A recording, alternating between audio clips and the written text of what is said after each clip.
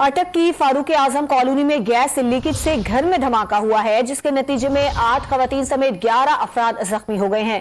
تفصیلات لیں گے ڈان نیوز کے نمائندے باچا خان سے۔ باچا خان، بتائیے گا زخمیوں کی حالت کیسی ہے؟ جی بالکل، اٹک کے علاقہ فاروق اعظم کالونی میں گیس لیکیج سے گھر میں زوردار دھماکہ ہوا، جس کے نتیجے میں 11 افراد جلستر شدید زخمی ہو گئے۔ اطلاع ملنے پر اٹک ریسکیو کی 4 ایمبولینس گاڑیاں اور فائر بریگیڈ گاڑی عملہ پہنچ گئی اور وہ آگ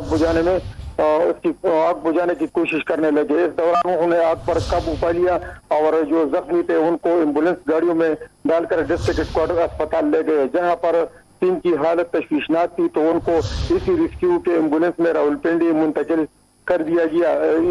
کہا جاتا ہے کہ اس گھر میں شادی کی تقریب تھی اور رات کو گیس لیکیج ہوئی تھی، جس کے نتیجے میں کمرہ گیس سے بھرا ہوا تھا اور پھر ایک زوردار دھماکے سے گھر کو شدید نقصان پہنچا اور تقریباً آگ لگ گئی ہے اور پھر یہاں پہ جو ایمبولینس گاڑیاں تھی ریسکیو کی وہ پہنچ گئی اور انہوں نے آگ پر قابو پا لیا۔ کہا جاتا ہے کہ یہ گیس لوڈ شیڈنگ کی وجہ سے ایسے مسلسل واقعات پیش ہو رہے ہیں سردیوں میں، اور اس دوران اسی طرح یہ گیس لیکیج کی وجہ سے کافی نقصانات ہوتے جا رہے ہیں۔ بہت شکریہ باچا خان آپ کا۔